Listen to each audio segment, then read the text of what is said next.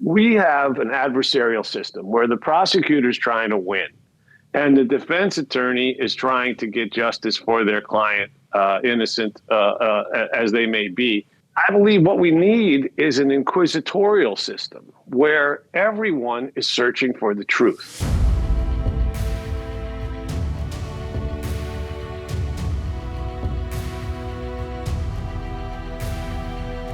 Well, welcome back, everybody, to the Dr. Phil podcast. I am joined by my longtime good friend, Jason Flom. He is host of Wrongful Conviction, his podcast. I'm going to be talking about a case that he and I have worked on before for, gosh, I don't know how long we've been working on this. It is just absolutely disgusting when I think about it and disgusting where things are. It's a case that keeps me awake at night sometimes, and I'm really bothered that nothing has happened to change this case. In addition to having him here, we also have Justin Bonus, the lawyer that represents the man that we're talking about that is still languishing in jail, John Kinsel. I want to give a timeline and set this up so everybody understands it, because I'm afraid we're talking about it with too much understanding, and I don't want people to get lost here. So let me set the stage. In 1992, Adrian is 28, John's 23, and the daughter is 5 years old. They meet in January, and then in November, John moves in with Adrian and 3 children under 8. Now, they're not getting along well. They start fighting. And in 93, Alyssa is 6 years old. And in August, Adrian says she's suspicious that John is using drugs. In November, she caught him using, and she moves in with her father. But then in 94, Alyssa's now 7, and Adrian is pregnant with John's baby, correct? Right. And she moved out of her father's place, and then in June, the son was born, and they get back together in September. John moves in. So by now, Alyssa's 8 years old. Then in October, they break up again. So now, this has been from 92 to 95, across a 3-year period. But then in 96, Alyssa told Adrian that John touched her, and she told the school that John touched her. A detective arrives at the home, and in October, a doctor examines her. Now, in 97, she's 10 years old, and John gets charged with aggravated rape. He's arraigned, and Alyssa starts sessions with a child advocacy group. And in 98, John goes through the first of 2 trials, and both are mistrials. Then in August of 99, there's a 3rd trial, and he's convicted. Now, she moves to her family in Colorado. At this point, Alyssa is 18 years old, and she recants. She's old enough now to understand what that means. Did this man touch you? No. Did he rape you? No. Did he in any way violate you sexually? No, sir. Ever at any point? No, never. This is your first on-camera interview many, many years after. Why now? Why here? There's only so much that you can live with. And John has a new attorney that is speaking for him and moving mountains that his old attorneys never would. She, at this point, could face all kinds of blowback and, in fact, could face jail time, essentially. But she recants for the first time in 2005, and we're now in 25. So for 20 years, she has been saying, it isn't true. It didn't happen. I lied. I was a child. I didn't like him. I didn't like him being there. I don't like him today. I still don't like him. but I can't live with my lie. I made this up. He shouldn't be in jail. Don't like him. Don't want to see him, but he didn't do this. Is that a fair statement? Justin and Jason, did I recount this correctly? I think Yes. you may have actually understated it, Phil, because even as far back as the time of the trial, she attempted to roll it back, but she wasn't allowed to, and she was threatened back then. The prosecutor wouldn't let her do it, right? She was compelled to do that under threat of going to kiddie jail, right? Really sinister when you think about it. And Dr. Phil, I'm with you. I mean, this case keeps me up at night because I hate these cases. I'm getting the chills thinking about it, where someone is serving time for a crime that never even happened. Like, what are we doing? You know what I'm saying? It's like, this is the worst misuse of our resources and our, tax dollars and our, everything. It's ridiculous. Worse than ridiculous, because the very real consequences, as you said, Phil, not just to the victim, John Kinsel, who has been suffering now for almost 3 decades in some of the worst prisons imaginable, in the worst conditions imaginable, but also for her, these things leave a trail. I mean, she's had to live with this. And there's so many cases like this. Michael Haas, who served almost as much time in Virginia before he was finally freed, again, for false accusation of a crime that never happened. And we have a list. We worked on Robert Robertson together, right? No crime was committed. Different situation, of course. No crime was committed. John Jones is in prison in Ohio. Similar situation. A shaken baby case where no crime was committed. Melissa Kalyazinski in Illinois. We could go on all day with this. I'd ask the audience to think for a second about what person, and John is a sane person, what sane person would possibly take a deal that's offered to them? You can go home right now. You just have to, we're not going to admit you're innocent. You don't have to necessarily say you were guilty. We'll offer you an Alford plea. Everyone, I think, that listens to your show knows what that is, but Justin can elaborate on it. And he's going, no, I'm no, thank you. I'll suffer here for the rest of my life rather than admit to something I didn't do. Who would do that? Any guilty person is taking the first train out of there. You know what I mean? Justin, I'm going to let you introduce yourself and let you tell everybody who you are, what your involvement is in this case, and why you are so passionate about this.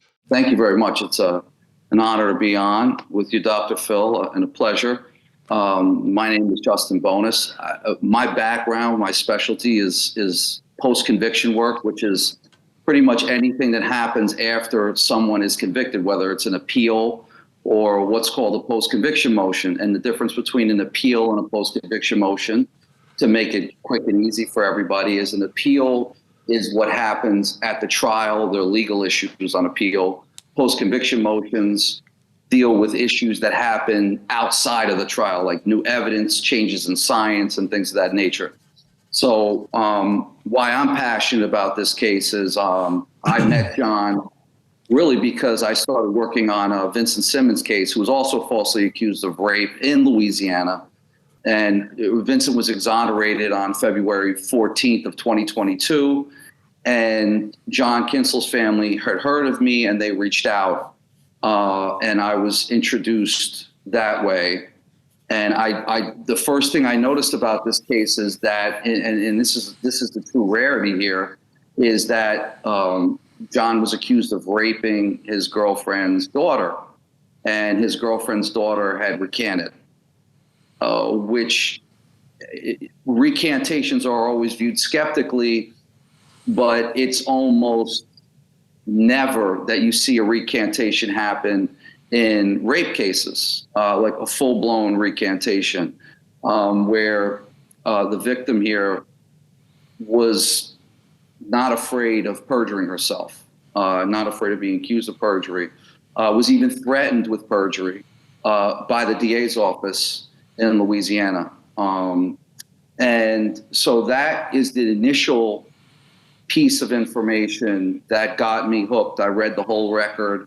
And it's really interesting because at the time of the trial, the other thing that interests me about this case is, other than the fact that the victim recanted, is the fact that this individual, this young girl who was allegedly raped from the time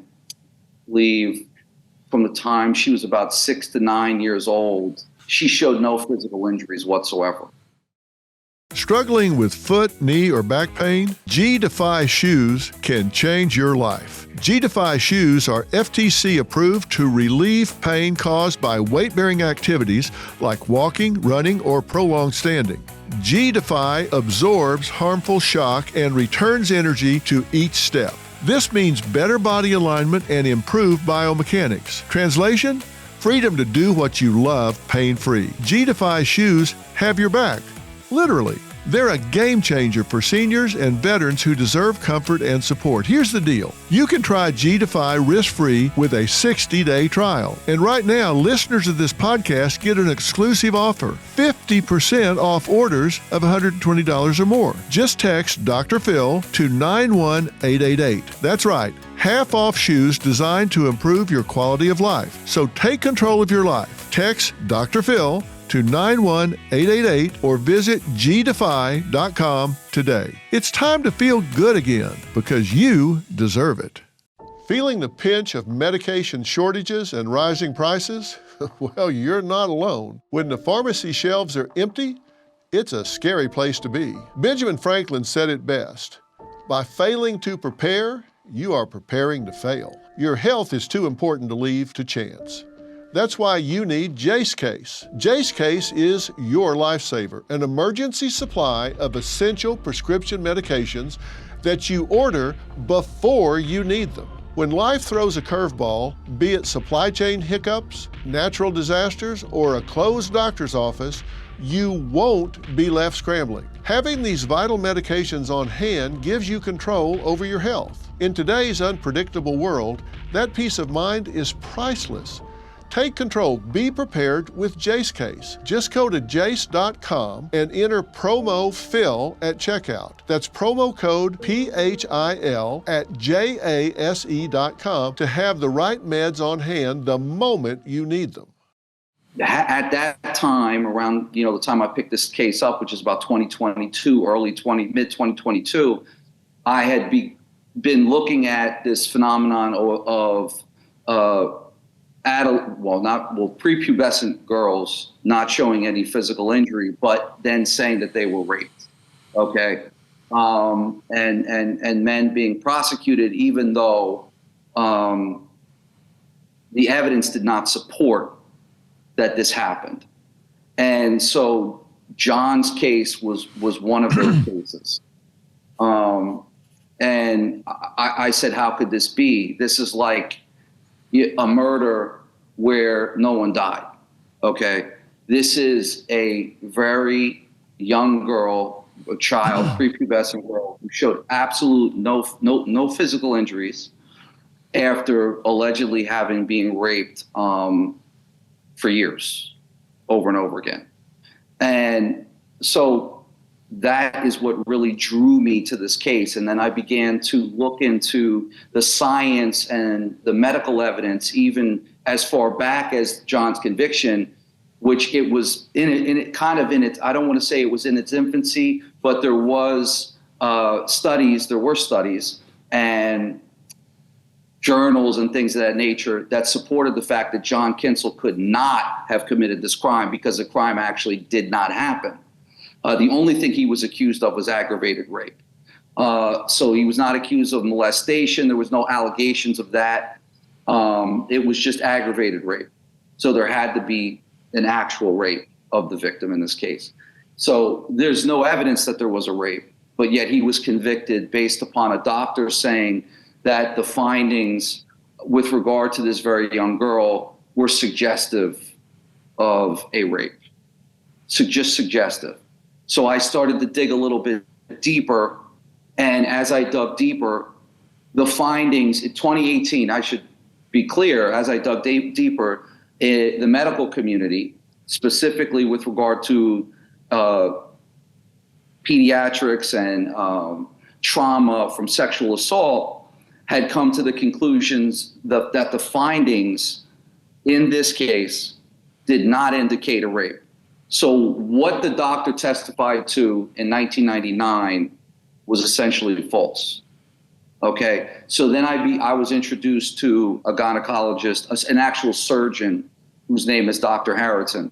And he looked at this record and said, this is physically impossible. This girl was not raped. Her testimony was false. The doctor's testimony indicates that he actually had no real experience with this type of trauma, or at least diagnosing it, because he just essentially flew off the cuff and testified in a way that would support the state's case, and not testified to what the actual medical evidence is. Yeah. Now, Justin, they've come to him and offered him what? You were talking about this right before we went on the air. Tell us when and what they said to him about getting out. Well, they haven't said it to him yet. They said it to me, and it's to be honest with you, it's the judge, and the DA's office has essentially said to me, tell us what he would be willing to take in order to get out of jail. And I've gone to John twice now because it's my obligation as a lawyer. It's my ethical obligation as a lawyer. And he both times he's emphatically said, I'll take a new trial, and that's it. Which a new trial would be, I mean, they don't have a case.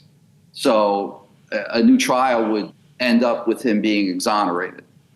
And the first time that I told the state that, they turned that down.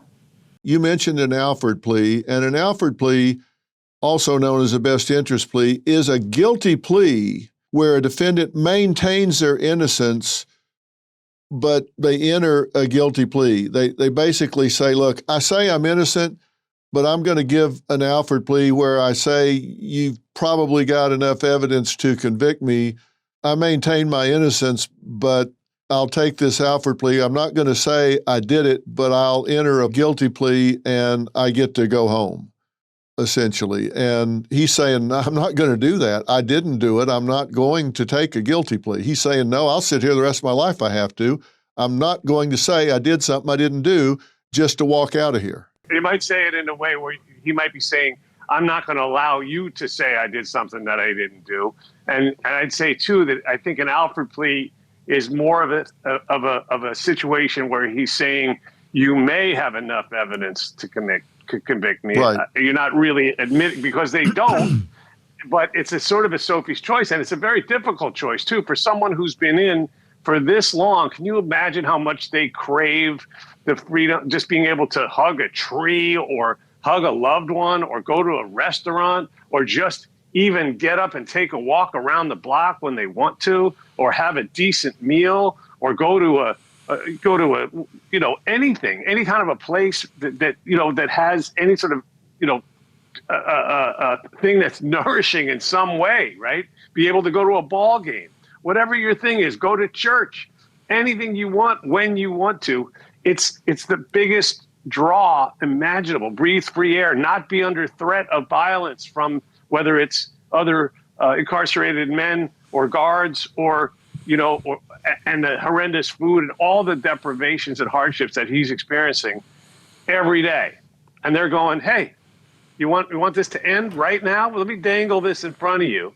And he's going, I mean, he's a strong man. He's going, no, thank you. I will sit here until you guys acknowledge what we have known all along, and what I believe they probably, in a quiet moment or maybe after a few drinks, they might admit that they've known all along, which is that no crime was committed here, but somebody wanted to get a conviction and wanted to put another sort of notch on their belt, right? And that's a sick thing. And Phil, I got to say too, kudos to you, because for your audience, when you say it keeps you up at night, what I know that your audience may not know is that you went to a hearing in the middle of nowhere, Louisiana, for John, and sat there in the audience. I mean, that must have been a hell of a thing for the people in that courtroom, but it's also a hell of a thing, for you to take your time and go to a very unglamorous type of a place and just be there to support. Well, it was the least I could do. This man's been sitting there all of this time, and he was basically convicted, I think, on very weak medical testimony where this pediatric examination said that there were observed abnormalities that were suggestive, not definitive. If it had happened the way she said it happened initially, there wouldn't be suggestive abnormalities. If this had happened every day where there was a sex act completed on a child of that age, there would be damage. There would be no question that this had actually taken place. And even the expert didn't say that. And there was evidence that as early as 2 years old, this child had just in exploring with crayons and that sort of thing may have actually created some abnormalities. But this wasn't the kind of thing where there would be any question if he had done what she said he had done. And he didn't have representation on his side of the case at the time because he wasn't someone that had the wherewithal to hire forensic experts to come in and do examinations and provide counter testimony on the defense side. That's one of the things that we want to do now. If we can get an expert to come in and do this examination, and there is an expert that weighs in on this, that can weigh in on this. Can you talk about that a little bit, Justin? Yeah, yes, I can. And actually, Dr. Phil, what's more disturbing is John did hire a doctor that was going to testify to some of the studies that had been done prior to 1998. And the day that I think it was the third trial, the day that the first trial was supposed to go on, the state requested a continuance. And John's lawyer had already paid for that doctor, did not have enough money to pay for the doctor again. And the judge actually granted John the ability to have the state pay for the doctor. The DA's office challenged that and got the judge reversed. So then John couldn't have a doctor called. Now we have doctors. We also have the medical community saying that the quote unquote abnormalities that were seen in Alyssa are also seen in newborn girls. So these are not abnormalities at all. They're completely normal findings. The medical community 100% would say that the doctor that testified in this case testified falsely. But now we have a gynecologist, a gynecologist that is a surgeon, and also a SANE nurse, which is a sex assault nurse examiner, who is also a doctor, who have now opined that the injuries that the victim would have had in this case would have been permanent, and she would have needed surgery after she was assaulted. I mean, it's just 100% that she would have had, if she had not have received surgery after she was assaulted, she would have lifelong injuries. Having trouble taking your business to the next level? Financial Yield Solutions, Inc., or FYSI for short, provides tailored solutions for businesses generating $1 to $10 million annually. For tax planning, advertising, and retirement strategies to scaling operations, FYSI helps businesses thrive. With $500 billion raised for AI tech under the Trump administration, businesses cannot afford to be left behind. FYSI can even help you explore AI integration to cut costs and boost profits. With over 14 years of experience, FYSI specializes in solving the exact challenges business owners face. Business owners can book a free business review today to transform their operations, boost profits, and secure their financial future. Visit FYSI.com/Dr. Phil or call 800-877-4000. That's FYSI.com/Dr. Phil or call 800-877-4000. So people understand. I think a lot of people that have been viewers of mine over the years know that I spent a lot of my professional career in the litigation arena, and I can tell you that you'll go in for a hearing, a trial, and it's not unusual for something to come up and the judge to say, we're going to have to continue this for 2 days or till tomorrow or sometimes a week or whatever. And if you're a defendant and you've scraped together the money for a testifying expert, and maybe that expert is at Mass General or Miami or somewhere, you get the expert and they fly in. You have to pay for their time, round-trip airfare and lodging, and plus their time to be there. You do all that, then they get there and they go, oh, well, sorry, this is going to happen next Tuesday, not this Tuesday. Then they got to go home. Then you got to pay them again. And when they leave their practice or whatever, you have to pay for all of that. And then you have them come back. It could cost you anywhere from $5,000 to $50,000 to bring them back again. And so here he got the state to say, you've asked for a continuance, so you need to pay for our expert to come back. The court says yes, then they challenge it, so he can't have his expert again.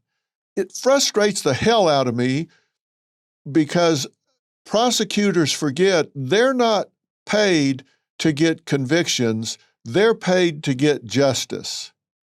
And if they're getting justice, then they should have a full hearing of all the evidence, all the experts, everybody on both sides, so somebody can understand exactly what happened on both sides.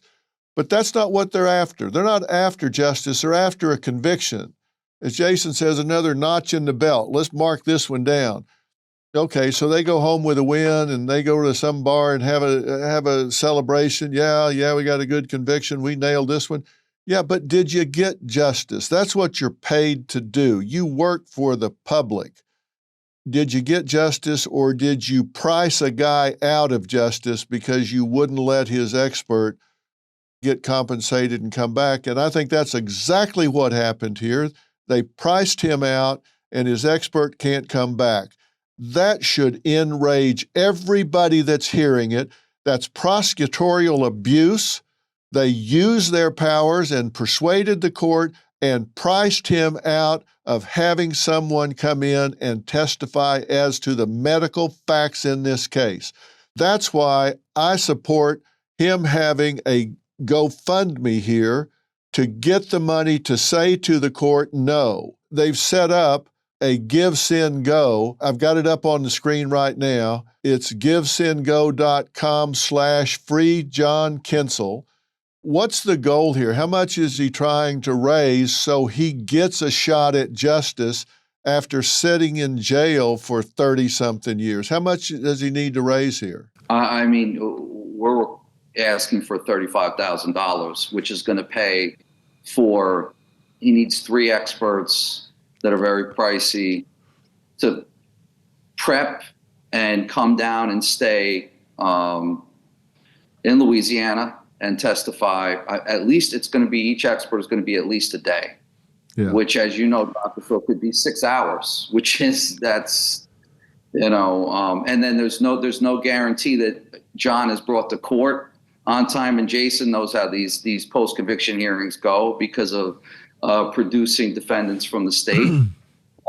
So these are pricey endeavors, especially post-conviction, because of the difference between post-conviction and trial is no one is in a rush in post-conviction to do these hearings because they've already been convicted.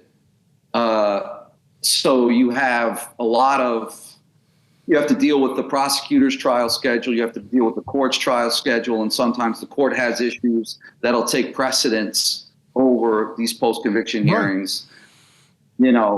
It's hard. And then you have to deal with the fact that corrections, oftentimes in every state that I've ever been in, which is, I don't know, it's over half a dozen practicing post-conviction work, has issues with bringing defendants to court. Because it's not like they're coming from the county jail. They're coming from a state prison. And sometimes corrections just doesn't bring them, or sometimes they bring them at 2:00 in the afternoon instead of 9:00 in the morning. So, I mean, this is you need to have a war chest, so to speak. It's really unfortunate, which John did not have at trial. It was, in my opinion, gamesmanship what happened at trial. It absolutely is true. It was prosecutorial misconduct. It absolutely was. They bled him out essentially in order for him not to be able to defend himself. Okay, they stretched him thin, and that's what happened. We're not going to let that happen here. And it's sad, Phil, because he was somebody who I think, like many people in your audience, was expecting that he would go to trial and his nightmare would be over. They'd see the truth. He was a law-abiding guy, and there was no crime committed.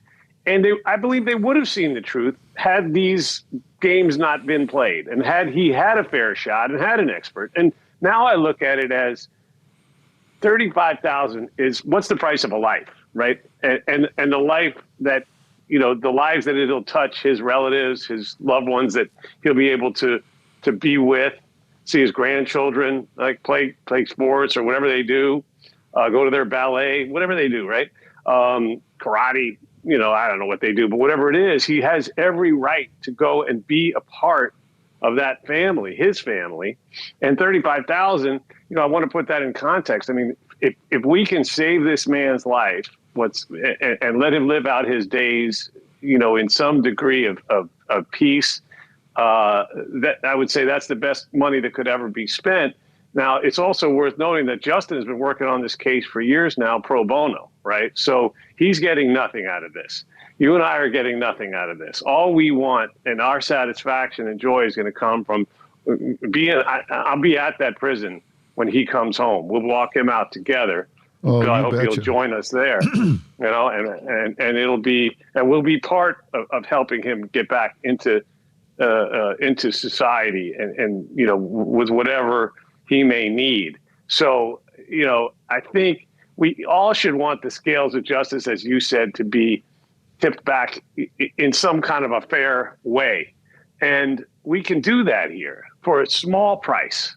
I mean, $35,000, that's what a used car. You can't even get a used car these days for that, right? So, I mean, if people can find it in their hearts, the give, send, go, by the way, if people aren't familiar, is used for legal, for cases, and you can't do this on GoFundMe. People may say, why isn't it GoFundMe? Well, give, send, go is the alternative that is the go-to for people who want to raise money for causes like this one. And I want to say too, Dr. Phil, this case, on top of the fact that we need these experts and we need to give him the fair shake that he was denied, however many years ago, decades ago that was. But let us also not forget that this should have never happened, because her mother had admitted from day one that she was a liar from the time she was a little kid. Some kids lie a lot, right? And that's part of growing up, and you learn that it's not right to do it, whatever. So her mom didn't think it made sense from the beginning. And then when the story evolved and she started changing the story, saying certain things happened at this person's house, that person's house, grandpa's house, the authorities never went to those places, never interviewed those people, never bothered to really look into it to find out, was there any truth to the story? And as the story kept changing and morphing and turning into different things, and it was inconsistent throughout, not only didn't they didn't care, but let's not forget that they went to the mother and said, if you don't toe the line here, if you don't stop trying to, put some doubt into this process, we're going to take your other kids away. And that's not uncommon, unfortunately. That's a threat that they use in these cases to get somebody who's trying to do the right thing in this case, and often it is someone who's trying to do the right thing, to go along with their narrative that at some point, again, I have to say, I have to believe they must have known was a false narrative. And that's sickening. And last thing I'll say on this, Dr. Phil, is I believe, like I think you do, that we have an adversarial system where the prosecutor's trying to win and the defense attorney is trying to get justice for their client, innocent as they may be. And I believe what we need is an inquisitorial system where everyone is searching for the truth. And if we did, then these people would have access to experts. And as you said, Dr. Phil, if the trial has to be moved, then the government should be on the hook to say, okay, we're going to pay for this expert. We're going to level the playing field a little bit. It's never going to be even because the government has unlimited resources that they can devote to these things. And, you've got whatever you can, as you said, whatever you can scrape up. Well, the thing that bothers me is we know that even the judge said at the time of the hearing, and this is a quote from the trial record, the judge said, "All I can say is you are the court's worst nightmare." I'm not sure I believe her about whether it happened or not, but I don't know at which time I'm supposed to believe her. I find that in no way can one convict absent her testimony. That is testimony that she has recanted. Here's your sworn statement, recanted statement on October 20th, 2005. Question, what brought this statement forward? Alyssa, my mom and I had gotten into an argument one day. I remember so many details during the trial, and now those details I can't even remember, not even a quarter of them. And the ones that I do remember, they don't make sense. Like me saying that he raped me numerous times at my grandfather's house. I slept in bed with my grandma most nights and on the other side of the house from him. There was no way for him to get to me. There were 10 people living in the house. She's breaking this down and saying, this couldn't even have happened commonsensically. She's explaining even the geography of the house, the people around. She's saying this couldn't have happened. She said that nobody pressured her to come forward with this. She said straight up, John never raped, oral, anal, touched inappropriately. She says the prosecution pressured her testimony. She didn't want to testify. She said she can't remember it happening, so how can I say that it happened? How do you keep a man in jail for this long when there's no physical evidence of the crime happening? The person it supposedly happened to says it didn't happen and puts herself in jeopardy to make it clear that it didn't happen. In the United States of America, if you deprive someone of their freedom, that comes at a very high standard, as well it should. If you're going to take somebody off the street and put them in a cage for the rest of their lives, the standard is that it has to be beyond a reasonable doubt. Now, to me, that means that 12 people go in a room and they look at the facts and there is not anything there about which 12 people could reasonably disagree. It's just very clear that there's nothing here to disagree about. It's obvious. And that just simply is not the case here. You've got somebody that is coming back and saying, look, I know what I said, but I was not telling the truth. You have very, let's just say, unclear medical testimony, and you've got a supposed victim who says no crime was committed. Then you have a prosecutor who says, I don't want the court to bring in an expert to opine on this. I don't want an expert to give their empirically backed opinion about what took place or didn't take place. I do not want that to become part of the record. Leave this man in jail. I've got a problem with that. I'm sorry. I've got a problem with that. Yeah, I wanted to quote from the Fifth Circuit of the United States also. The quote from the Fifth Circuit of the United States about the victim here is, it is beyond regrettable that this is a Fifth Circuit Court of Appeals judge, federal judge. It is beyond regrettable that a possibly innocent man will not receive a new trial in the face of preposterously unreliable testimony of the victim and sole eyewitness to the crime for which he was convicted. That is a federal judge saying that about from the most conservative court in the country, by the way, right? Yes. That's the most conservative circuit court in the country. I think Phil would agree. And I wanted to say too, Dr. Phil, it's so great that you're doing this. And for the audience, I will tell you, there is no joy that I know of that exceeds the joy of helping an innocent people walk out the gates of a prison. And whether you're going to take the $5 you might have spent on a nice coffee drink or, something greater that you can afford, I will maintain that you will feel, if you haven't been a part of something like this before, you should feel a part of this. And I hope you'll follow along with the case and that you'll feel a sense of that same joy when John Kinsel walks out. Because if we can raise this money, he will walk out. I mean, Justin is a street fighter, and he has won case after case of innocent guys and women, I think. I don't know if you've had any women just don't commit as many crimes, so there aren't as many cases to work on, not even close. But so Justin, I don't know if you've had those. But he has helped many innocent people come home, and he does it on a shoestring. He does it out of the goodness of his heart. As I said, he's not getting paid for this. And I implore you, if you've got a few bucks or $100 or $1,000 to spare, you won't find a more gratifying, you won't find a better feeling than watching this good and decent and innocent man.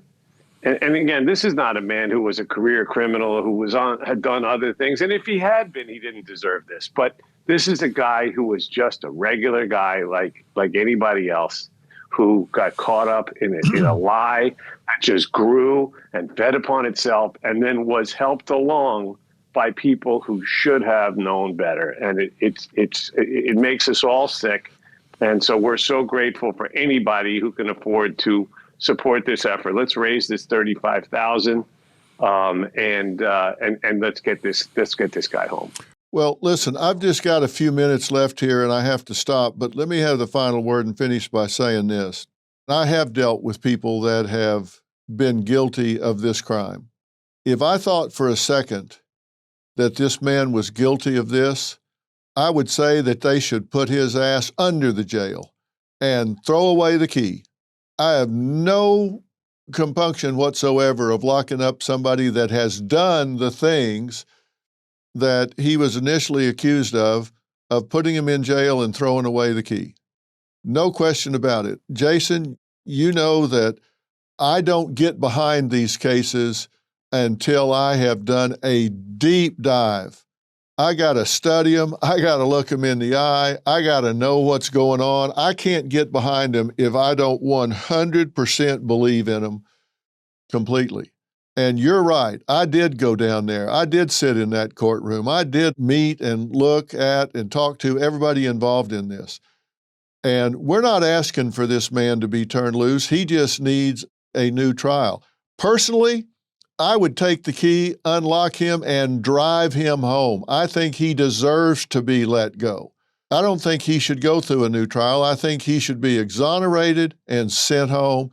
I don't think he needed to spend one day in jail. And I can't tell you how many times over 20 plus years I've worked with stepfathers of rebellious teens or tweens where I've said to them, let me tell you something, buddy, you need to get out of there right now. You're here with this young girl. You shouldn't even go home on the same airplane. You should not live another night in the house with this child because you are in jeopardy. If they make an allegation against you, you could go down hard and wind up in prison.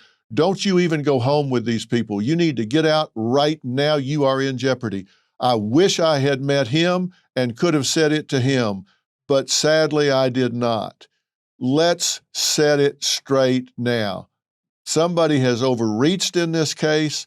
You've got someone that has recanted, and I understand sometimes recantations happen for other reasons. They feel guilty, somebody else leans on them. That's not the case here. She is stuck with this for 20 plus years, and she doesn't even like him.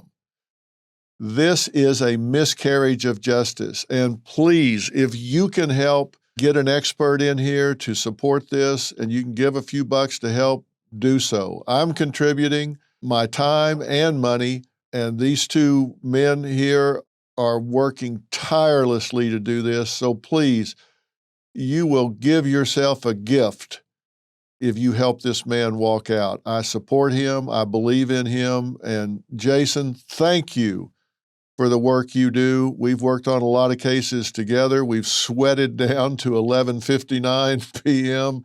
and hoped that we got relief. And I just believe this is one of those cases that it needs to happen. And Justin Bonus, thank you for what you're doing in this case. We're going to work until we get this man where he belongs, and that's home.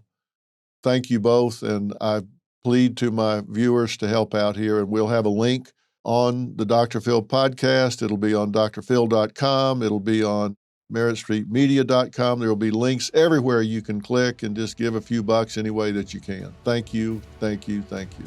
And gentlemen, thank both of you. Thank you, Dr. Bill. I'm going to join you in donating, and let's get this done. We can do this. It's so close. I can feel it. We're going to get this man home. I hope so. Justin, thanks for what you do. I want to say thank you to both of you for your time, money, efforts, I really appreciate the opportunity to put John on this type of platform, because it's imperative that people understand that this goes on. Well, let's the three of us stay in touch on this every step of the way, and let's get him home. Thank you. All right, We'll do. Thank you so much. I'll do it. All right. Thanks, guys.